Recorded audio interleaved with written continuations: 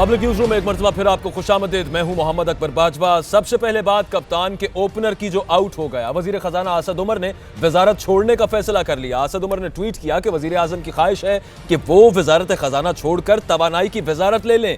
मजीद कहा कि उन्होंने वजीर आजम को एतमाद में लिया कि वो काबीना का मजीद हिस्सा नहीं रहेंगे। अब खजाने का नया रखवाला कौन होगा? उमर अयूब होंगे, शौकत तरीन या फिर डॉक्टर इशरत हुसैन होंगे? ये तीन बंदे इस दौड़ में शामिल हैं। वजारत खजाना का कलमदान किसको मिलेगा, ये फैसला तो वजीर आजम इमरान खान ही करेंगे। ताहम ऑपोजिशन अब शदीद तनकीद कर रही है। असद उमर के वजारत खजाना छोड़ने के फैसले को ऑपोजिशन की तरफ से शदीद तनकीद का निशाना बनाया गया, जब मरियम औरंगजेब ने कहा कि असद उमर का इस्तीफा नाकाम मौशी पॉलिसी का सबूत है। साद रफीक ने भी तंज किया कि हुकूमत से बाहर बैठकर बातें करना आसान था हुकूमत के लिए, और अब जब जिम्मेदारी आई हुकूमत पर तो ये भाग खड़े हुए हैं। जबकि बिलावल भुट्टो के तर्जुमान ने कहा कि कप्तान की पूरी टीम 50 ओवर से बहुत पहले पेवेलियन लौट जाएगी।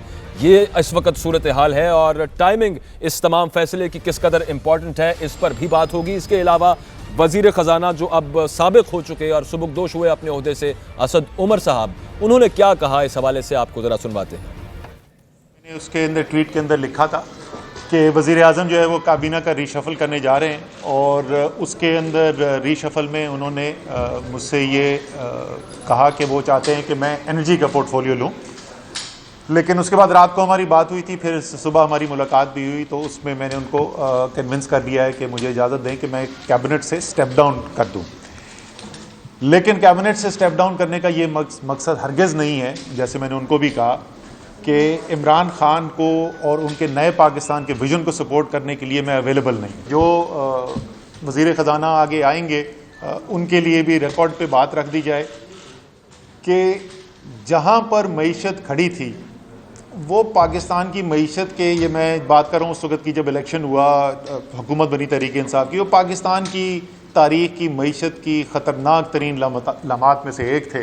ये नहीं है कि इस वक्त मईशत के बड़े अच्छे हालात हो गए तो जो नया वज़ीर ख़जाना आएगा वो भी एक मुश्किल मईशत को संभालेगा। जो भी आए, फैसले जो करे, उसके साथ अगर मुश्किल फ़ैसले करता है तो उसके साथ फिर खड़े होने की भी ज़रूरत है, और ये ना उनसे कोई एक्सपेक्ट करे कि मुआवजे होंगे और अगले 3 महीने के अंदर जो है वो दूध और शहद की नदियाँ बहेंगी। आप एक जा रहे हैं IMF के प्रोग्राम के अंदर, जो अगला बजट आपका आएगा वो बजट जो है वो उस IMF के प्रोग्राम को रिफ्लेक्ट करेगा। असद उमर साहब ये कह रहे थे प्रेस कॉन्फ्रेंस में अब से कुछ देर पहले कि कप्तान के फैसले पर लब्बैक कहता हूं, अब भी कप्तान के साथ रहूंगा, पाकिस्तान तहरीक इंसाफ की हुकूमत का साथ देता रहूंगा। लेकिन जो कलमदान तब्दील करने का मशवरा दिया गया या फिर तजवीज़ दी गई और वो उसको मानने से उन्होंने इनकार किया है। लेकिन साथ ही साथ ये भी बता दिया कि अगला जो भी आएगा उसे भी मुश्किल मौशी पॉलिसीज़ बनाना पड़ेंगी और दूध शहद की नहरें आने वाले वक्त में भी नहीं बहना शुरू हो जाएंगी। तो बिलावल भुट्टो जरदारी इस मौके पर हुकूमत पर तनकीद करते हुए कहते हैं कि हुकूमत ने नाकाम मौशी पॉलिसी का एतराफ़ कर लिया है और असद उमर के इस्तीफे पर कौम को मुबारकबाद देता हूँ। Chairman Peoples Party Bilawal Bhutto Zardari ने गुफ्तगू की, कहा मुल्क की मौशी सूरत हाल में इस मामले के बाद अब बेहतरी आएगी। क्या कह रहे थे, देख लीजिए। कि वो रिसाइन कर रहे हैं,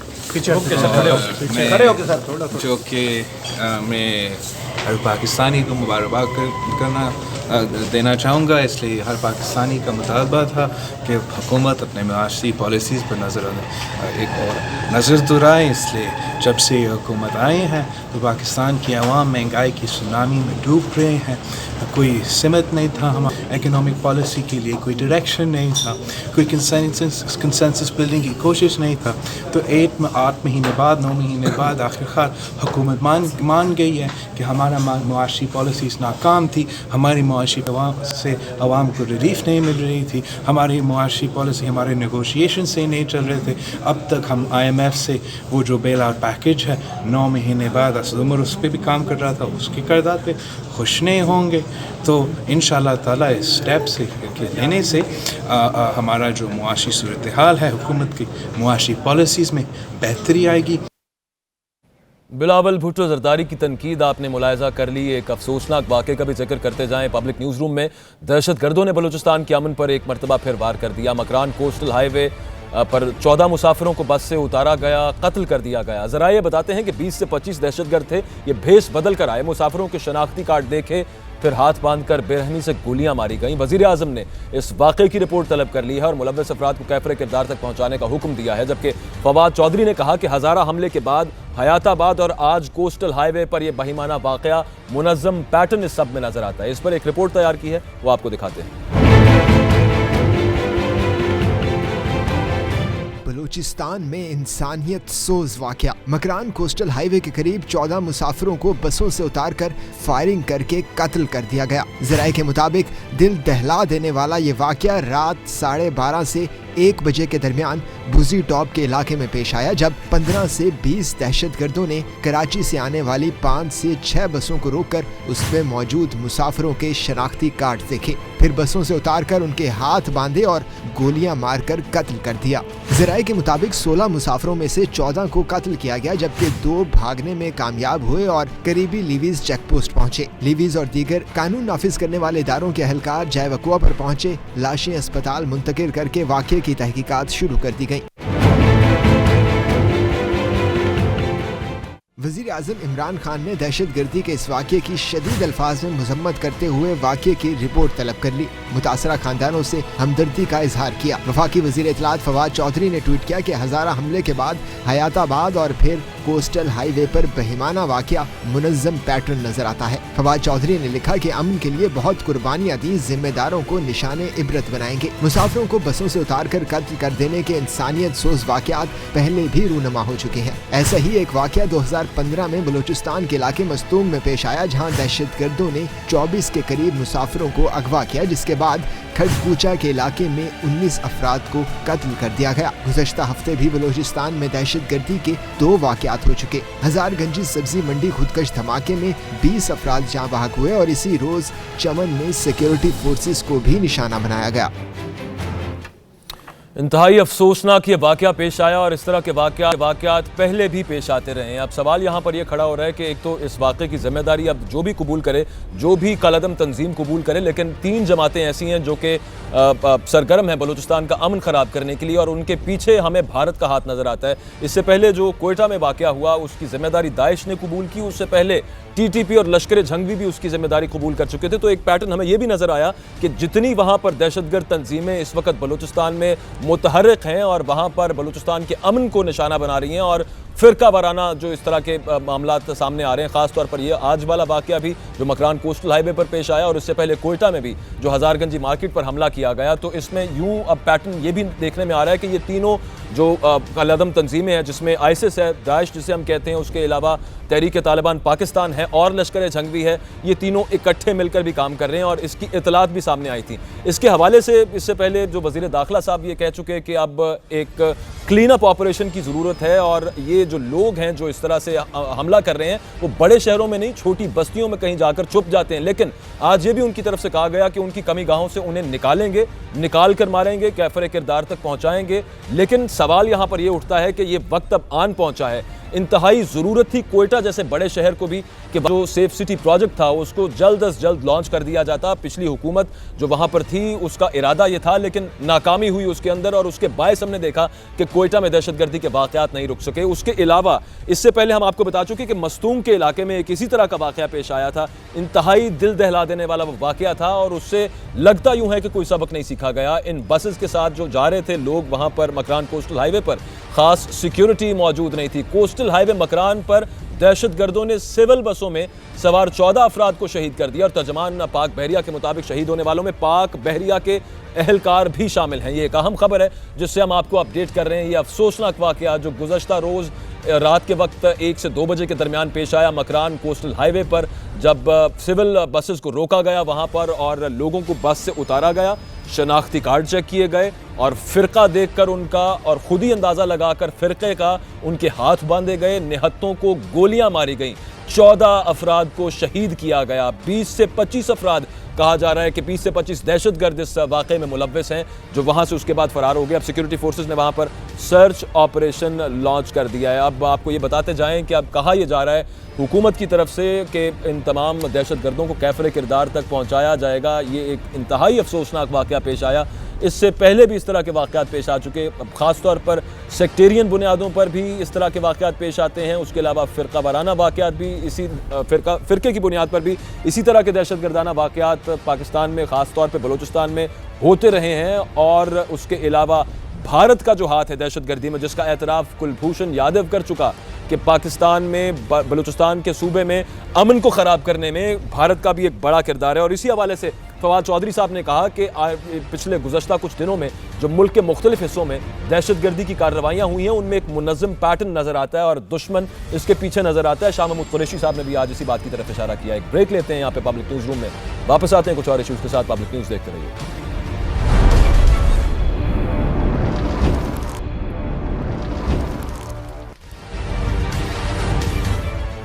پبلک نیوز روم میں ایک مرتبہ پھر آپ کو خوش آمدید۔ اب کچھ بات کریں گے کرکٹ کی، تو پاکستان کرکٹ ٹیم نے ورلڈ کپ اور دورہ انگلینڈ کے لیے کھلاڑیوں کا اعلان کیا۔ پاکستان کرکٹ بورڈ نے، اور ٹیم کی کمان سرفراز احمد سنبھالیں گے۔ نوجوان محمد حسنین اور Abid Ali world cup squad کا حصہ بن گئے ہیں۔ فخر زمان، امام الحق، عابد علی، حارث سہیل یہ بالرز کے چھکے چھڑائیں گے، بیٹسمین ہیں، اور اسپنرز میں شاداب خان اور عماد وسیم کو رکھا گیا ہے۔ فاسٹ بالرز کی اگر بات کی جائے تو حسن علی، محمد حسنین، جنید خان اور شاہین آفریدی ہوں گے، جبکہ آل راؤنڈرز میں شعیب ملک، محمد حفیظ اور فہیم اشرف شامل ہیں، جبکہ محمد عامر اور آصف علی ورلڈ کپ اسکواڈ میں جگہ نہیں بنا سکے۔ تاہم محمد عامر اور آصف علی انگلینڈ کے خلاف سیریز کے لیے ٹیم کا حصہ ہوں گے۔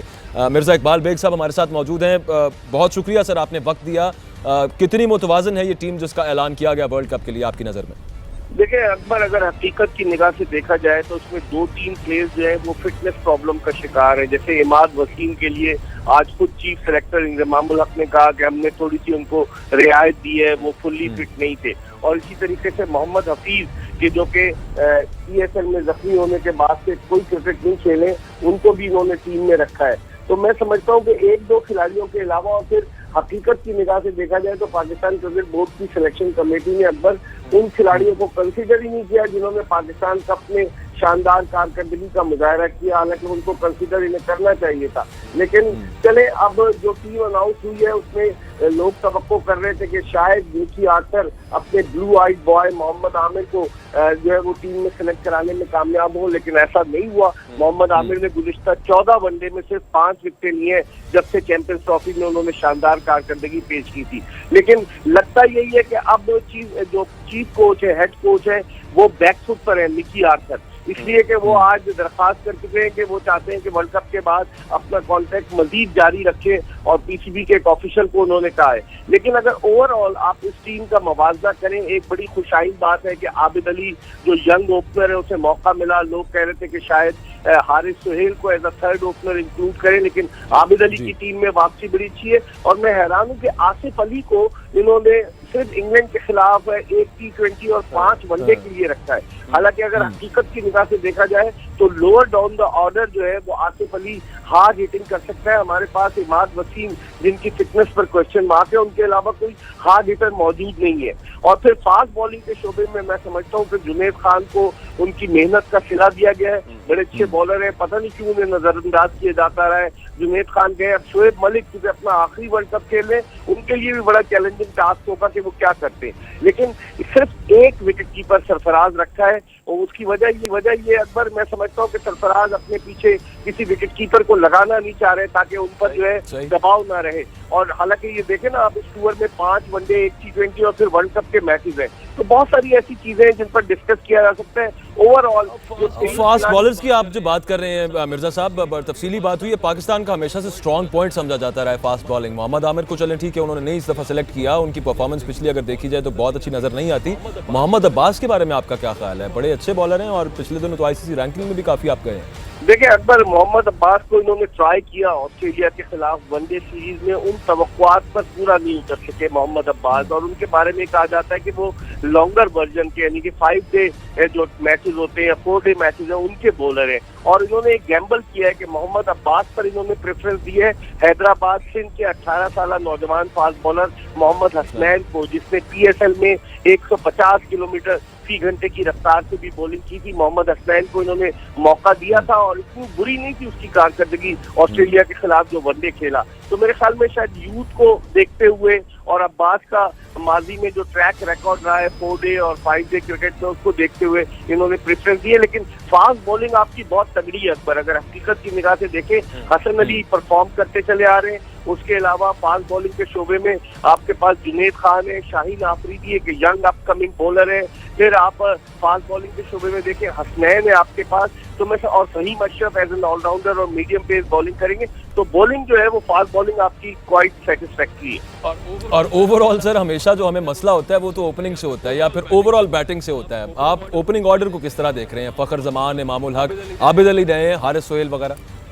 دیکھیں اکبر, اگر دیکھیں آپ حقیقت کی نگاہ سے تو امام الحق اگرچہ جگہ بنانے میں کامیاب تو ہوئے, لیکن انہوں نے جو اپنی 5 سینچریاں بنائی ہیں ون ڈے کرکٹ میں وہ متحدہ عرب امارات کی بے جان وکٹوں پر بنائی ہیں. یہاں ان کا امتحان ہوگا کہ وہ کیسے جو outside off stump swinging گیندوں کو کیسے ٹیکل کرتے ہیں. فخر زمان کا تجربہ تھا, پچھلی دفعہ انہوں نے اوور لندن میں فائنل میں سینچری بنائی, وہ اپنے ایکسپیرینس کو بروئے کار لاتے ہیں. اصل جو فوکس ہوگا وہ امام الحق پر ہوگا کہ وہ کس طرح سے کھیلتے ہیں. آپ نے بالکل صحیح نشاندہی کی اکبر کہ اگر آپ کی اوپننگ اچھی نہیں ہوگی, جلدی وکٹ گر جائے گی تو ٹیم پر پریشر آئے گا. تو بہت کچھ ڈیپینڈ کرتا ہے امام الحق پر, کیونکہ مجھے نہیں لگتا کہ یہ شروع میں عابد علی کو موقع دیں ایز این اوپنر. یہ اپنے سیٹ اوپننگ پیئر کے ساتھ جائیں گے جس میں فخر زمان اور امام الحق شامل ہیں. لیٹس ہوپ کہ یہ دونوں اوپنر اچھا آغاز دیں پاکستان کا.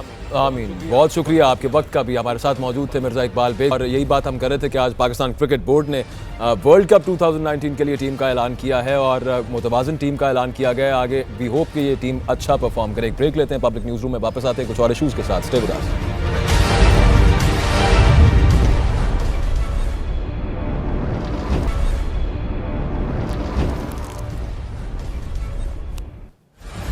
پبلک نیوز روم میں ایک مرتبہ پھر آپ کو خوش آمدید. کچھ بات کرتے ہیں کہ گزشتہ اور رواں ہفتے میں جاری رہنے والی طوفانی بارشوں کے سلسلے نے تمام ملک میں معمولات زندگی کو متاثر کیا ہے, تو دوسری جانب اس سے فصلوں کو شدید نقصان پہنچا ہے اور ایک محتاط اندازے کے مطابق ملک بھر میں لاکھوں ایکڑ رقبے پر فصل کو نقصان پہنچا ہے. صرف پنجاب میں ہی گندم کی فصل کو ہونے والے نقصان کا تخمینہ صوبائی وزیر زراعت نعمان لنگڑیال کے مطابق ابھی تک یہ کہا جا رہا ہے کہ 1 لاکھ ایکڑ ہے, لیکن محکمہ زراعت کے ڈائریکٹر جنرل کے مطابق یہ نقصان 5 لاکھ ایکڑ تک ہے. میڈیا سے گفتگو میں صوبائی وزیر زراعت کا کہنا تھا کہ زیادہ نقصان بہاولپور, ڈی جی خان اور ملتان میں دیکھنے میں آیا تھا اور ابتدائی اندازے کے مطابق اس وقت 35,000 ایکڑ رقبے پر موجود فصلوں کو نقصان پہنچا تھا. لیکن منگل اور بدھ کی درمیانی شب کو جو شدید بارشیں ہوئیں اس سے لاہور, گجرانوالہ اور فیصل آباد ڈویژنز میں بھی زرعی فصلیں تباہ ہوئی ہیں. اور اگرچہ اس سلسلے میں حتمی سروے شروع کر دیا گیا ہے, لیکن ابتدائی اندازوں کے مطابق ان بارشوں سے متاثر ہونے والے زرعی رقبے کی اگر بات کی جائے تو وہ ڈی جی کے مطابق کم از کم 5 لاکھ ایکڑ تک بنتا ہے. اور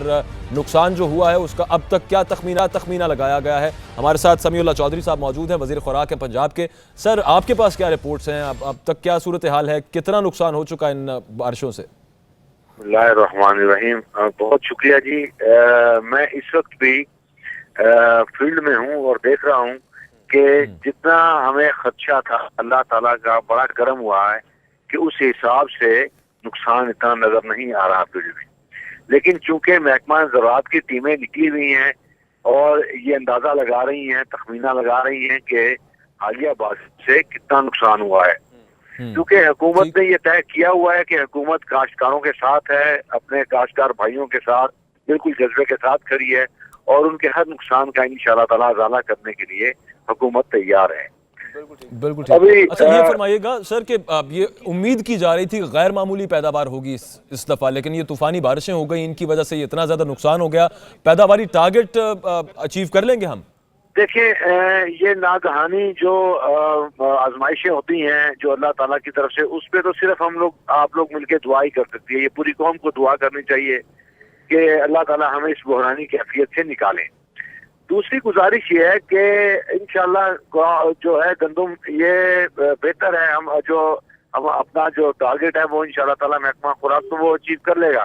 لیکن ایشو یہ ہے کہ جو بمپر کراپ تھی اس وقت اس کو تھوڑا, وہ بمپر کراپ میرا خیال ہے کہ شاید وہ اس طرح نہ رہے, لیکن اتنا زیادہ ڈیمیج بھی نہیں ہوا جتنا کہ ہمیں اندازہ تھا. تو اللہ کا یہ شکر ہے, میں سمجھتا ہوں کہ ابھی بھی اس وقت میں جہانیہ ہوں اور دیکھ رہا ہوں کہ ماشاءاللہ گندم کی تیاری ہو چکی ہے اور کہیں کہیں پہ لوگوں نے گندم کاٹنا شروع بھی کر دی ہوئی ہے.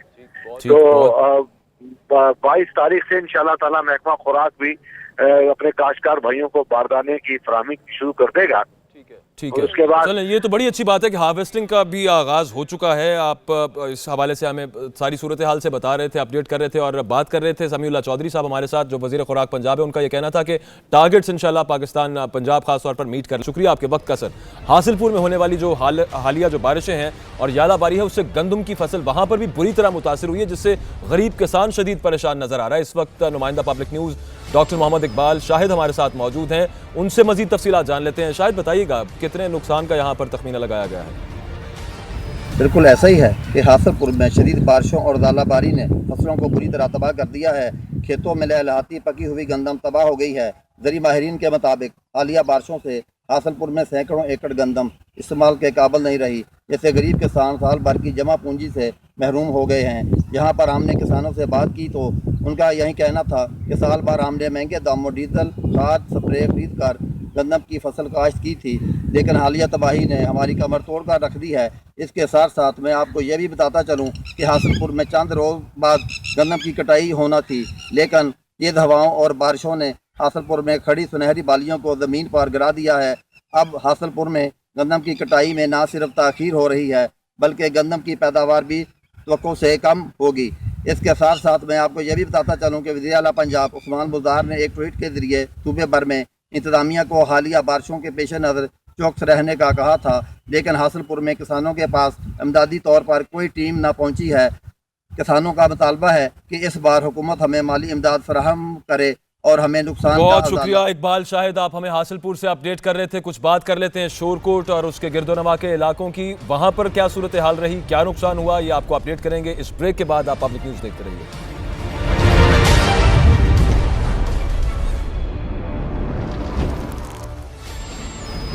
एक मरतबा फिर पब्लिक न्यूज़ रूम में आपको खुशामदीद कहेंगे। आप कुछ बात करते हैं वज़ीर मुमलिकत बराए दाखिला शहरियार आफरीदी की। वो कहते हैं कि वजारत छोड़ने का नहीं कहा गया, ओहदों का लालच नहीं है और इमरान खान का अगर ऐसा कोई हुक्म मिला तो वो सर आंखों पर होगा। वज़ीर मुमलिकत बराए दाखिला ने हमारे नुमाइंदे नासिर हाशमी से ये खुसूसी गुफ्तगू की, आपको दिखाते हैं। जी बिल्कुल, इस वक्त वज़ीर मुमलिकत बराए दाखिला शहरियार आफरीदी हमारे साथ हैं। हम उनसे जानते हैं, क्योंकि काफ़ी दिनों से ख़बरें चल रही हैं कि वज़ारत दाखिला को भी तब्दील किया जा रहा है और आज असद उमर का जो इस्तीफ़ा है और अपोजिशन की जो तनकीद है और ये तमाम चीज़ें जो हैं, इसमें लग रहा है कि इसको तक़वियत मिल रही है। इस वक्त हमारे साथ आफरीदी साहब मौजूद हैं। हम उनसे जानते हैं कि क्या इन ख़बरों में हक़ाइक़ हैं, क्या ये ख़बर दुरुस्त है, नई है, क्या वज़ीर आज़म इमरान खान की जानिब से कोई हदायत मिली हैं, कोई इस हवाले से कोई बात सच है? क्योंकि आज भी खबरें चल रही हैं कि वज़ारत दाखिला को भी तब्दील किया जाएगा। बिस्मिल्लाहिर्रहमानिर्रहीम। सबसे पहले आपका शुक्रिया।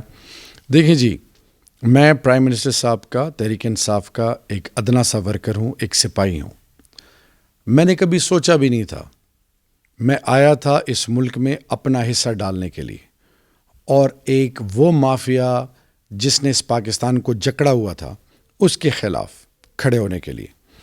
अब बात यह है कि प्राइम मिनिस्टर साहब जो हुक्म करेंगे सर आंखों पे, ओहदे रुतबे में इज़्ज़त नहीं है। आपके साथ मेरे कितने इंटरेक्शंस हुई हैं, हर लेवल पे मैं ये कहता रहा हूँ कि ओहदे रुतबे में इज़्ज़त नहीं है, पकड़ ज़्यादा है। मैं सबसे पहले उस रब का शुक्र अदा करता हूँ, फिर उसके बाद जो भी ज़िम्मेदारी मैं उसके लिए हर वक्त तैयार हूँ और किसी की सोच और फ़िक्र के हवाले से बात नहीं करनी चाहिए। बात ये करनी चाहिए कि मेरे रब ने, क्योंकि मेरा ईमान उस रब पे है जो तमाम जहानों का खालिक है, जो अल्लाह ने लिखा है वो आपको मिलेगा, जो नहीं मिला वो दुनिया आपको दे नहीं सकती।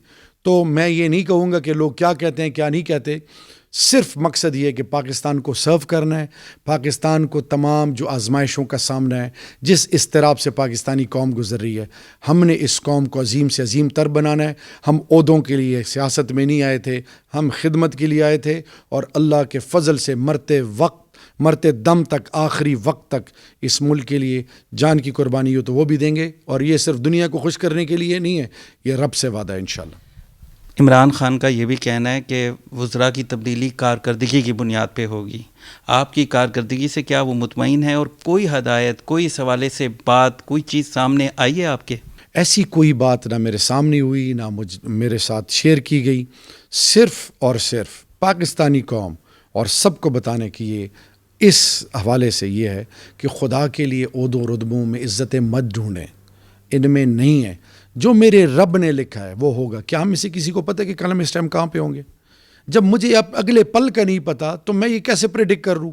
हमारा काम है पॉजिटिव सोच के साथ पाकिस्तान के लिए, इंसानियत के लिए कुछ करना, और ये पाकिस्तान की हद तक भी नहीं, हम ग्लोबल रिस्पॉन्सिबल ह्यूमंस हैं, हमने इफेक्टिव रोल प्ले करना है, अपने किरदार और अमल से ये साबित करना है कि वाकई अल्लाह और अल्लाह के महबूब के हम सच्चे मानने वाले हैं इंशाअल्लाह।